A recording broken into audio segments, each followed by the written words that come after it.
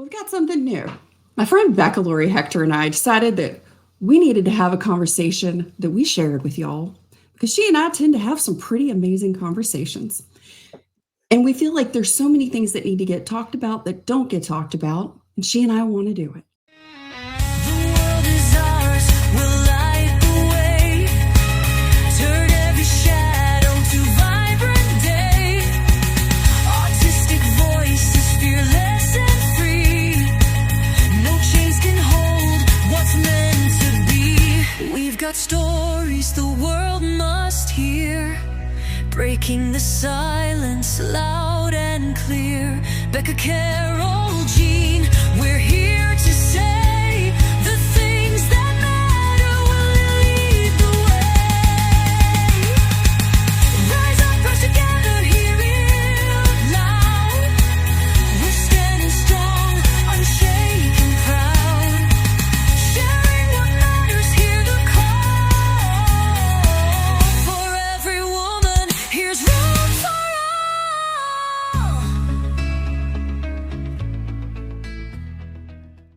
Hi, Becca. I'm so glad you're here today.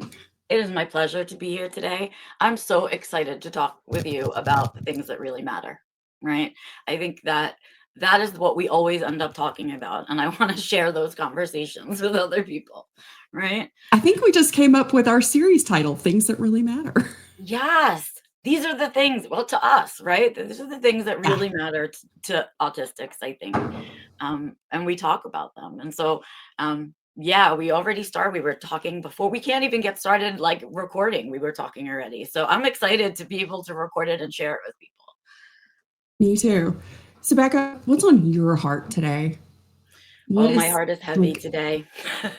It's hard. And when we do content like this, we try really hard to keep it evergreen, right? Is the term. We try to not timestamp it with what's going on in the world so that the content, when you find it 20 years from now, it still has value, right? But I feel like these days I can't avoid talking about the heaviness of the world right now. And so what I'm feeling like right now is absolutely drained, and it's a different kind of feeling than burnout. So I want to be clear. I don't feel like I'm in burnout. I feel disillusioned is the word I like to use about the world. Good one. Just so disillusioned about everything out there. And I know that's because we were just erased from the world, like literally erased from dictionaries and documents and things. And so living with that thought and living with that feeling and seeing the impact of that on myself, but also my friends and the rest of our community is heavy, really heavy. Yes, it is. And I am feeling that with you. And I know that we are not alone in that because we are part of some autistic advocate support groups. And one of the biggest conversations that we had back in January when I equate it to like the bait and switch at the circus, right? And I feel that's kind of the experience. I feel like it's been a bait and switch, and it's been really hard. And I know that so many of us, especially those in our trans community, that there's crisis mode. Yes. Right. Not just our mental well-being, but our physical safety. Yes. Yeah, absolutely. And I keep describing it to people because, of course, I think in coaching terms whenever I'm doing anything, even thinking my own thoughts. And so my immediate reaction is to kind of analyze the situation. And when I did, I was like, you know what it really feels like? It feels like gaslighting. I feel the way that I feel when I get gaslit. Like, this is what you think is real. No, it's not. Right? No, it's not. That's not real. And that feeling, I feel like, just happened on a really big scale, right? And it feels like toxic bullying. It feels like that on like this grand scale. And so that's how I've sort of been trying to process it as a like bullying tactic almost. Yeah. I think when we talk about, we want to have evergreen content, I think for historical reference, this conversation's important so that down the road, we can come back to this conversation and we can remember and we can share with future people how we were feeling in this moment and how it was impacting our community. Yeah. Because right now it just feels like you don't like it feels like we don't exist anymore, right? It feels like all the things I've been advocating for nearly 12 years now for our community. And it feels like all the forward motion that we've made in the last 12 years just got rewound. And I'm back. What do you mean we're talking about vaccines? I cannot, just that one thing, my brain, my poor little autistic brain cannot understand backtracking fact. Like, I don't Yeah, it's so understand it. illogical. Right. It's so illogical, it broke my brain. Right. And all I could Exactly think that was, feeling. are you kidding me? Right. This has already been completely dispelled. Why are Right. we revisiting this? It's Why crazy are we pants. putting money towards it? Why are we giving it, right? All of that stuff is all the things that we know to be true, and we're being told no, they're not true. Really. It's crazy, right? We So Becca, know inherently those things are true. yes. So I had a thought the other day because I'm like you. When something happens, I step back and I analyze because that's how my alexithymic brain and body need to process. And I'm also an Enneagram 5, so I am always thinking. I'm researching. One of my top, Clifton strengths is learner and discover. So and strategic. So when I looked at it and I really started breaking it down, so some pieces started to really feel relevant the other day. And I know that this is something that you and I have talked about in the past as well. And it's the industrial autism complex, the billions of dollars. I looked at a new statistic just the other day when I was thinking about this, and I'm like, okay, where is this being guided towards? Because I see all the vaccine conversation coming up. I'm seeing some more ABA things coming up. Several years ago, when I did an investigation into ABA and like the monetary side of autism services, the average like small brick and mortar was making over $800,000 a year. Now they are projecting up to 2023. I saw this just the other day. ABA therapy centers and practices, just small practices, will be grossing $3 to $5 million annually. To unpack that number, right? To even understand first of all, I'm not going to even allow myself to think about the children, the number of children that means that are having to be put through conversion therapy. But let's even step back from that and look at it just for the complex that it is, right? What that is a business tactic where you take over the entire industry. That's what we're looking at, right? And Right it's an now, illegal monopoly. it is correct, 100%. They put money into research to support their own findings, to then say they're the only evidence-based therapy out there, so that then they are the only ones covered by insurance, thereby guaranteeing them that full loop. Okay? And That's what they they can did. afford the lobbyist. Yep. And that's what we're looking at. And so when you look at the group we're talking about, which is an inherently marginalized group of people, how do we as marginalized people combat that machine? How do we don't have enough resources, right? All of those things. It's really hard for us to combat that machine, right? So that, I guess, is kind of where we got our topic from, is how do we combat the machine as people in our lives, right? How do we make sure that the machine doesn't steal all our energy, all our spoons, and that we're remembering to take care of ourselves, right? And all the weird ways that the neuromajority social complex out there, right, steals our energy away, right, by creating all of these systems. Really, we're really told that we're going to fail. It's set up for us to not succeed. There's no money in our success, apparently, but I beg to differ. I beg to differ because I truly believe, and I 1000% will put my life on this, there is more prosperity when we as a community are thriving because of the contributions that when we are not in burnout, that our beautiful brains Yep. and our humanity, our hearts contribute to all elements of society, not from a productivity standpoint, not from a how can I use you like a Kleenex because you're Right. a work Dollar machine until you signs, dollar crash. signs, dollar signs. Right.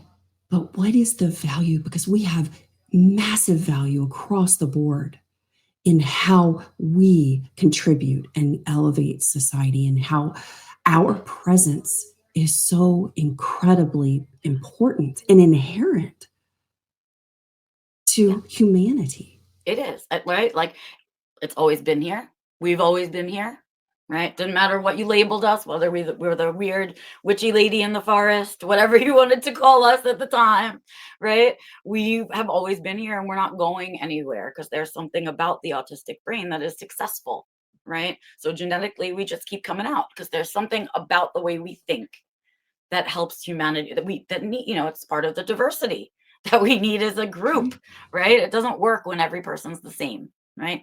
Even in a hive of bees, you have one queen. Like, you had to have somebody who's different. So it doesn't work that way, right? And what I No, think doesn't. this whole issue is accepting that it doesn't work that way. And there's a lot of people that want instant gratification and are playing a very short game about life. And then there are people who are playing a very long game about life, right? And are looking for longer term goals. And that's what we bring, is a lot of those long term changes, right? Those long term shifts that happen. And people who are immediate gratifiers don't like that.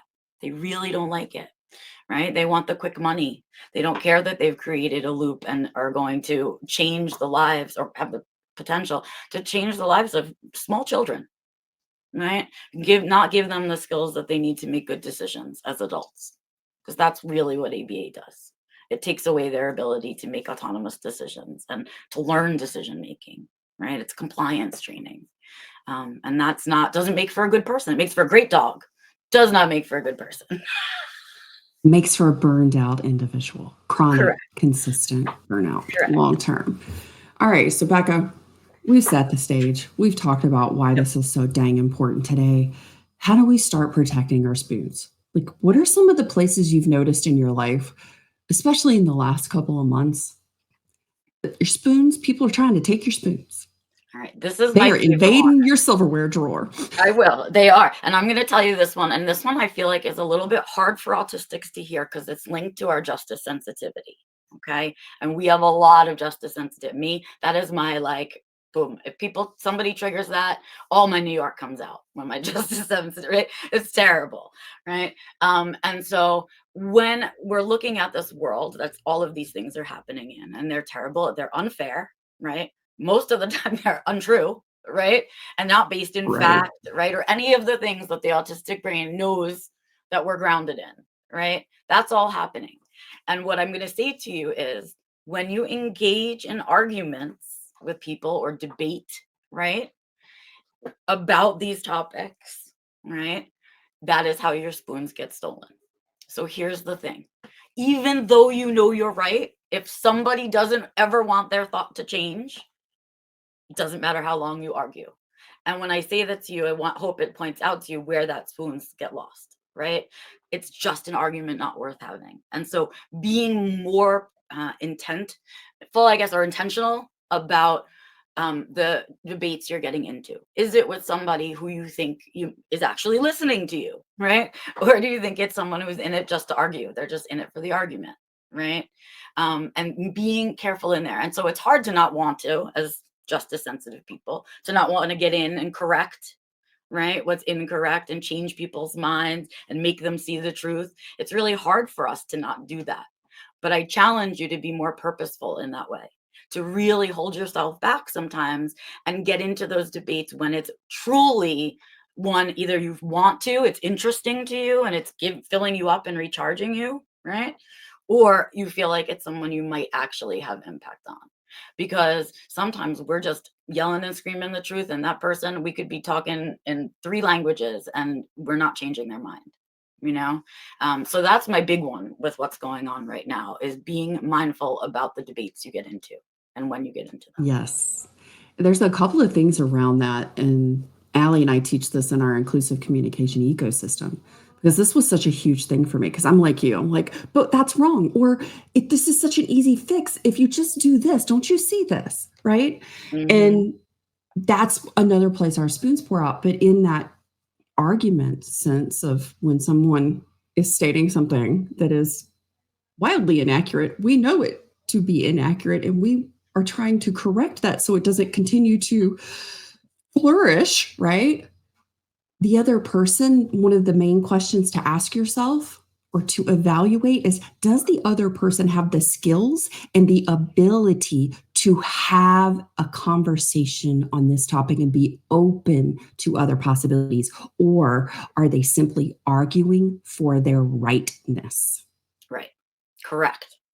Right. And when we get in with someone who's arguing for their rightness, that is when we are wasting spoons, right? That is when we're taking all of that energy and we could have used it to take a shower, or we could have made ourselves a good dinner, or, right? We could have done, and you go at the end of the day, when you can't do those things, you're like, where did all my energy go? Oh, I gave it to Frank at the bus stop because I got into it with him over, right? And so we don't have endless spoons. We have to be mindful about when we're giving them away, and in what capacity and how often, right? How much do we have to give? That's a big one. Look, I I'm like from the deep South. I firmly believe in monogramming your dang spoons. Put your name on them. but it's like Those are mine. we have to learn to value our spoons in a much bigger way, right? Like we have to be like guarding them and holding them close, right? They're worth more than anything to us, because they're what allow us to stay alive and to take care of ourselves. So yeah, that's a Mm. good one, is don't get into it with people who aren't listening or arguing for their rightness. I like that. Oh, man. I'm telling you. Oh, loving this conversation so much already. I hope you guys are loving this too. I hope so. This I is hope you why guys are Beck and getting I wanted riled to up with talk. us about all of it. I know, right? And I Here think comes the another hurricane, one baby.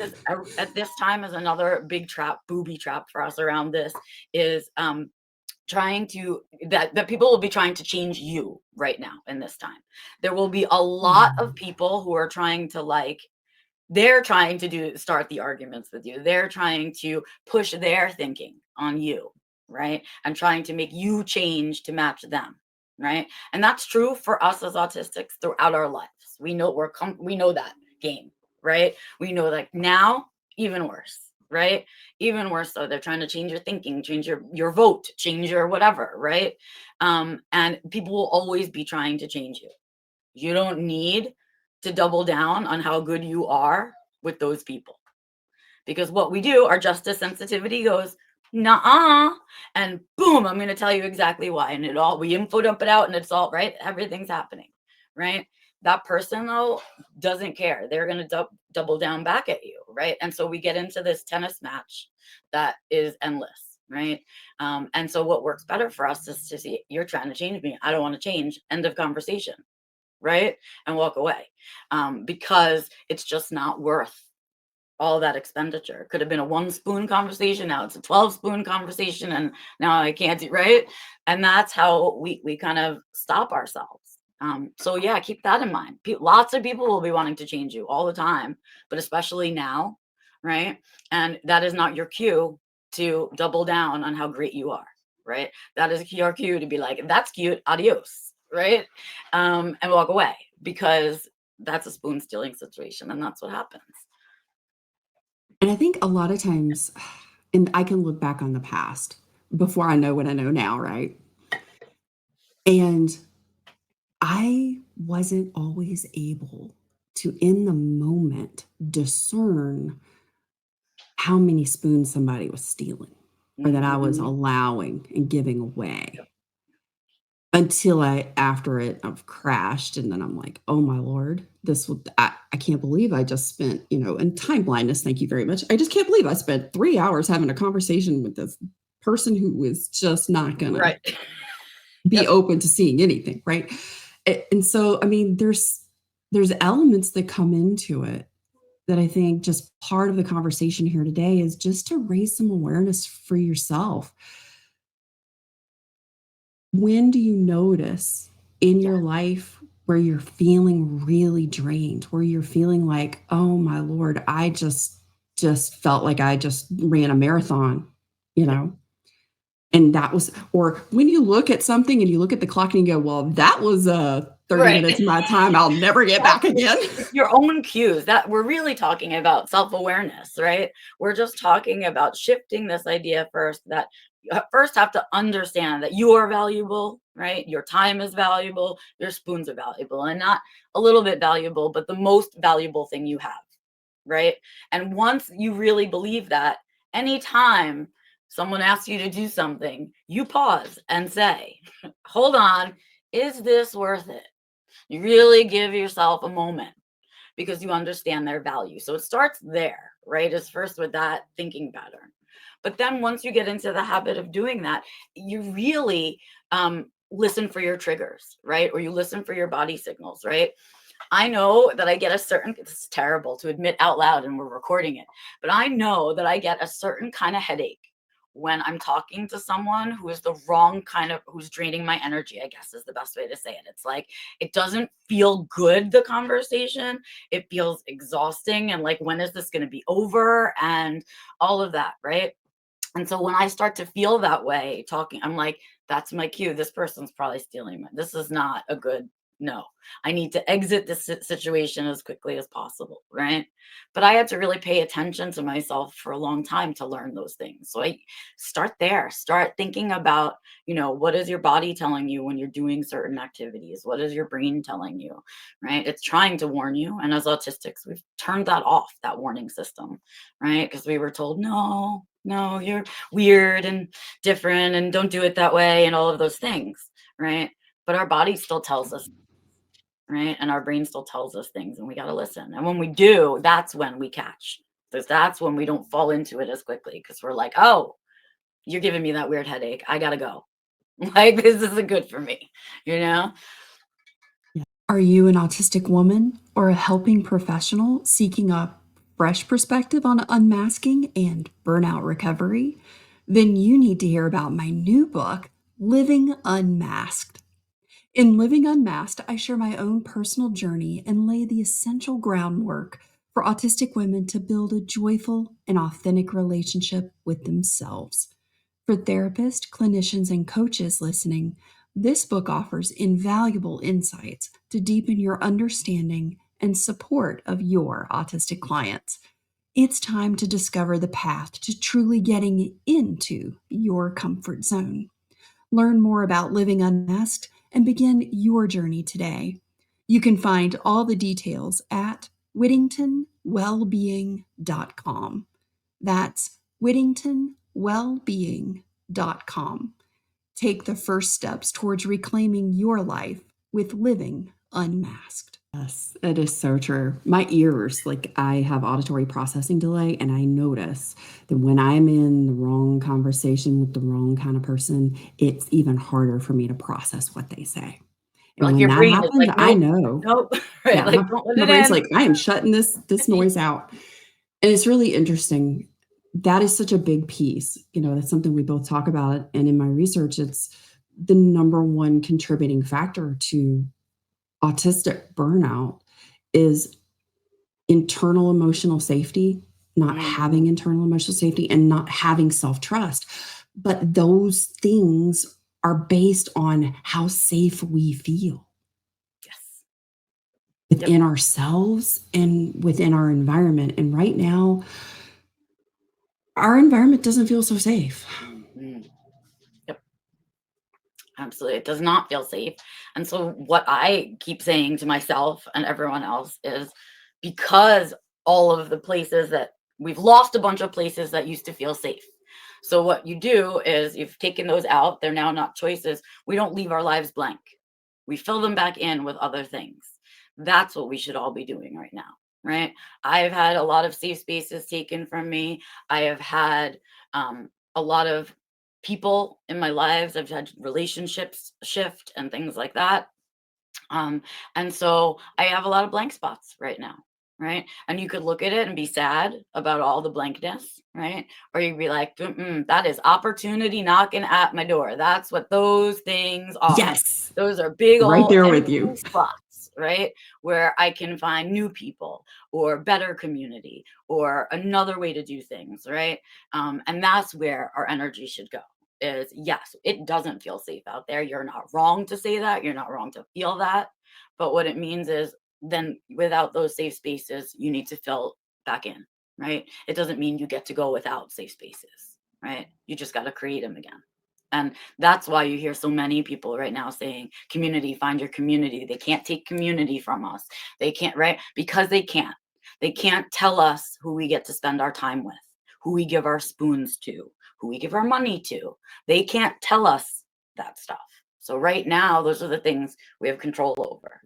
And that's really why I reached out actually to you in the first place, Carole Jean, because I said, here's somebody who thinks like me, who we agree on a lot of the ways that we see the world, right? Who I see is doubling down out there as I'm doubling down out there. And that's someone who's going to keep me on alignment with my stuff too, right? I want more of that. Click, click, click, click, email to Carole Jean. What can we do together, right? To keep lifting each other up, to keep filling in our empty slots with the right kind of people, right?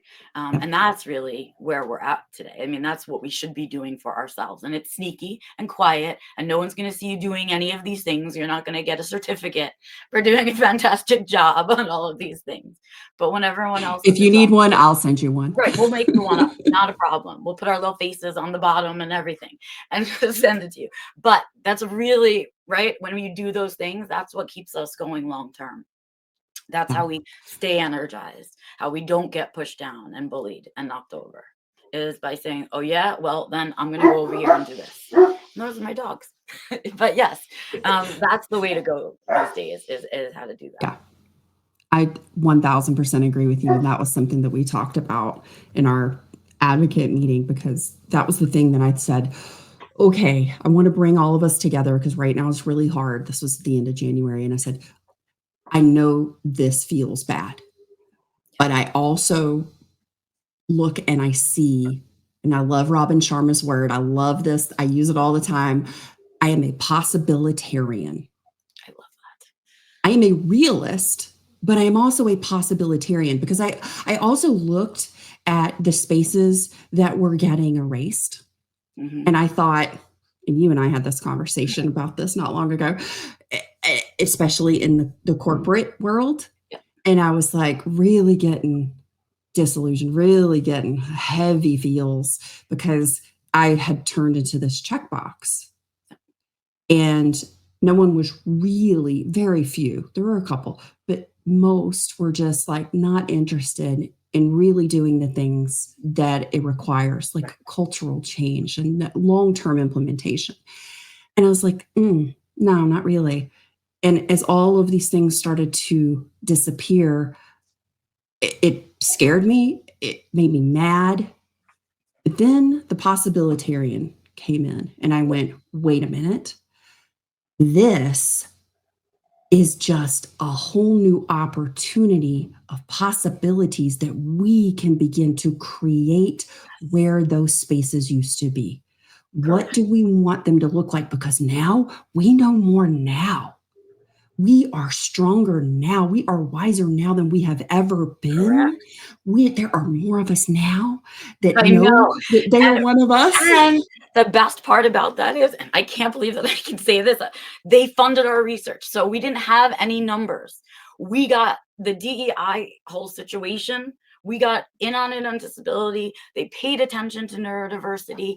We got numbers around unemployment. We got numbers around remote work. We have facts and figures to support our anecdotal stories around that. And they can't take that away from us. So we can take that information and recreate these spaces. They'll just look different and probably better. And, right, they'll work for more people, because that's the whole game, right? That was all what the EIB was about, was to create that belonging for everyone, right? So that's what I say too, is this moment, anytime we have a huge shift or a change, right, is an opportunity. Those are empty slots in your life now that you get to choose what you want to fill it with. You get to create it and build it, or you get to jump on somebody else's ship that they're doing, whatever. But now is the time to do those things, right? Because Carole Jean's 100% correct. We have all of this opportunity. There's so many possibilities because everything is a mess, because people are distracted, because things cleared out, right? In a very crowded space.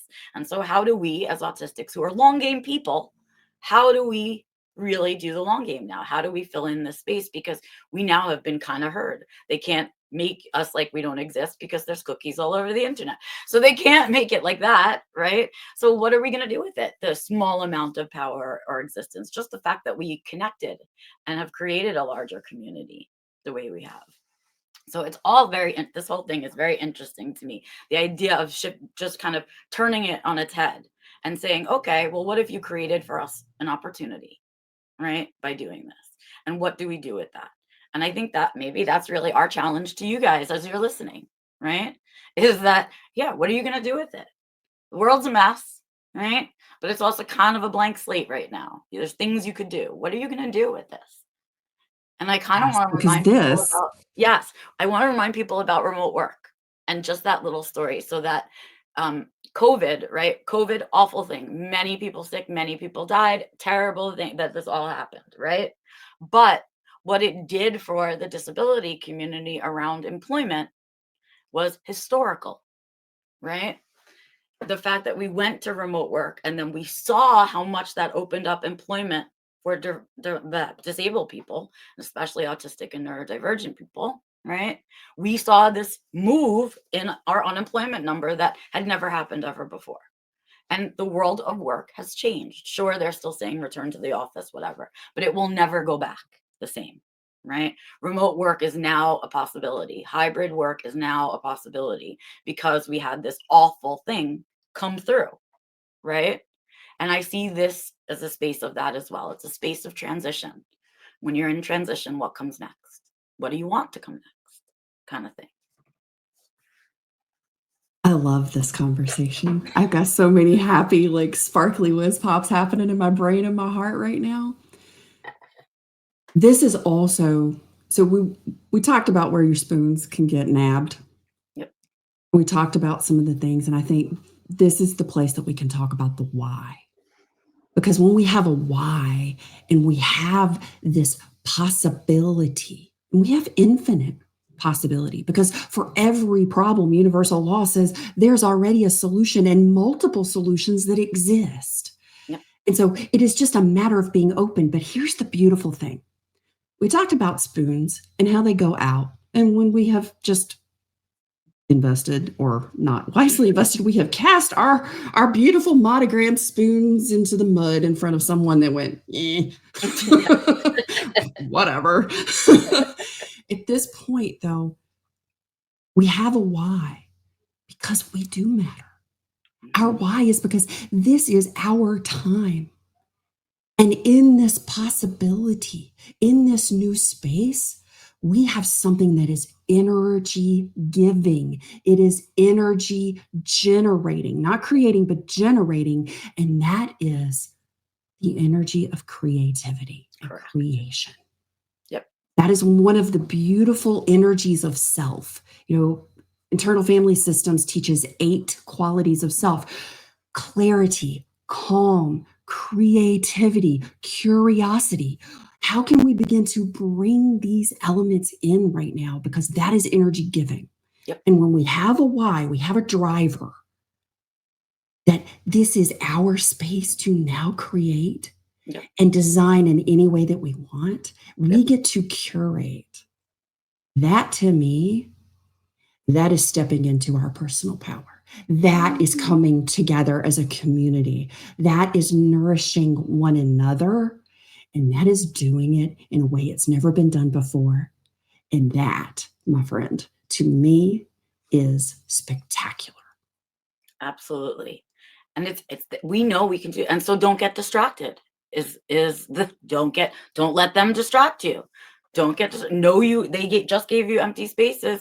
Take your empty spaces and go. Like, let's go be creative. Let's, double down. Let's go find our autistic joy. Let's go do our special interests, right? Because all of that, again, it's energy giving.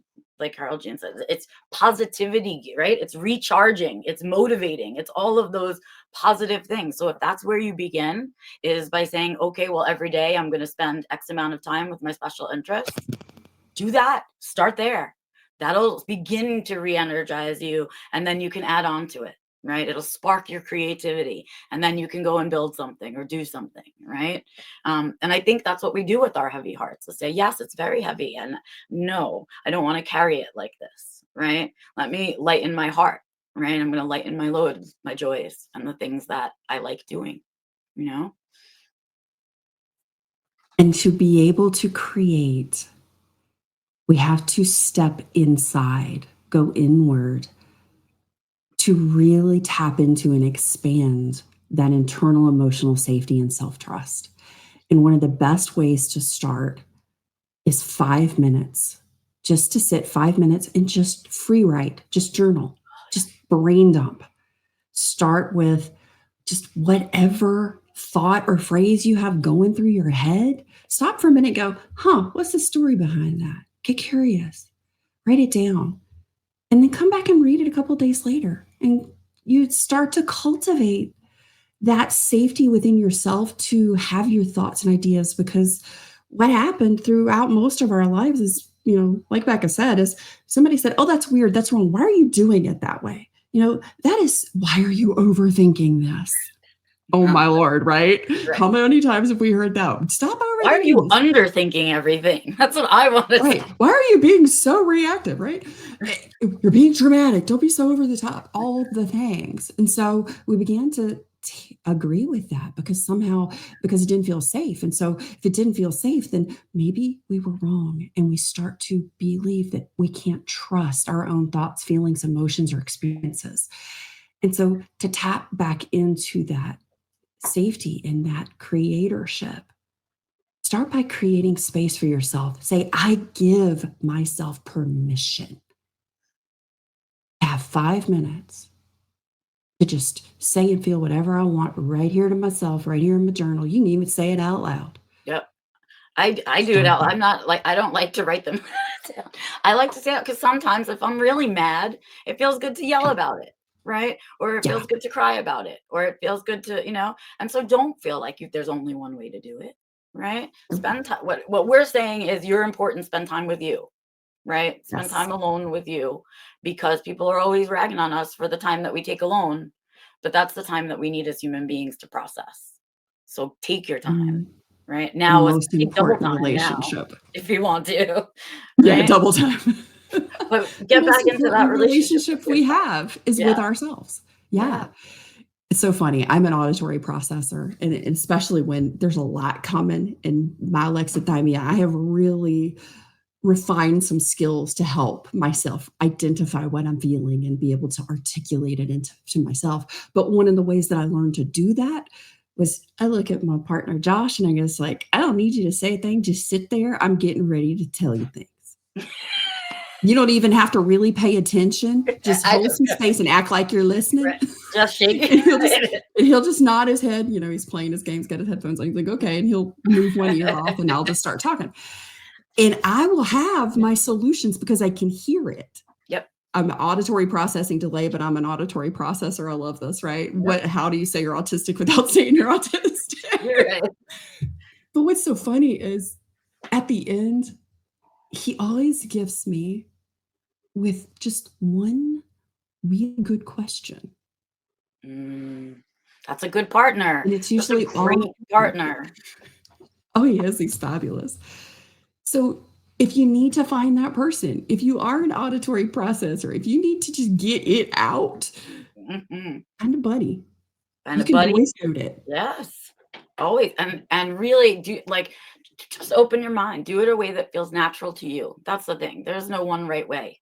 We were always taught there was, but that's a lie. So there isn't one right way. There's the right way for you, and you'll figure it out. Try some things, right? But get into, I like that. Get back into a relationship with you, right? Remember those joys. Remember the things that you truly like that didn't come from the outside world. Remember, right, the simple joys, the simple pleasures, and give yourself the small kindnesses, the small breaks that you need, right? And that kind of stuff. Now is the time to learn self-care. Really, if you're not a self-care person, this is the moment to start practicing some of it. As we wrap up, why don't we do a little self-care? All right. Want to do some self-care together? Yeah. Join us for just a moment. If you're driving, just listen. Just for this moment, just notice where your body meets the earth, where you're supported by your chair, where your feet touch the ground. Just notice that place for a moment.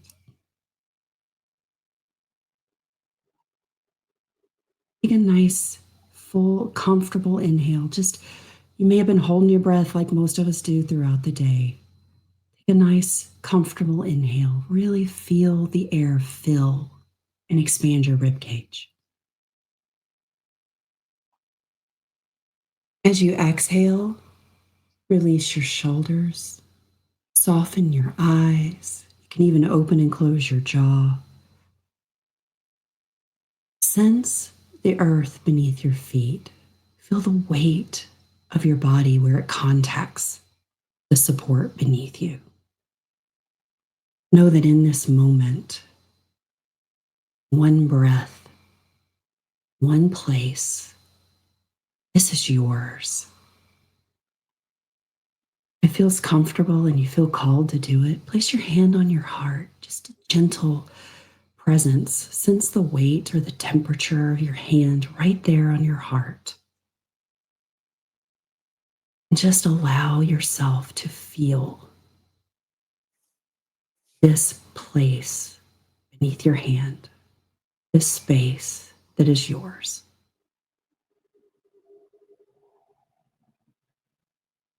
A nice breath, something that feels good for you. Let it out. Release those shoulders just a little more. Release your tongue from the roof of your mouth. Let it settle. Come back to this space. Wiggle your toes, wiggle your fingers. Acknowledge and thank yourself for just pausing for this moment. Take this time for you. You may even take a big stretch as you open your eyes. Oh, wiggle your hips a little bit if that feels good, your toes, your shoulders. Thanks for joining Becca and I today. Becca, anything you want to share before we go? I'm just glad that we spent the time together, and I hope you guys enjoyed listening. Thanks for joining us. We'll see you in the next one. Take care. Thanks for being here. It's been quite a ride. Energy mastery, let's turn the tide. Top shelf guests, dropping wisdom bombs. Join us next week, where the energy's strong. Beyond chronic,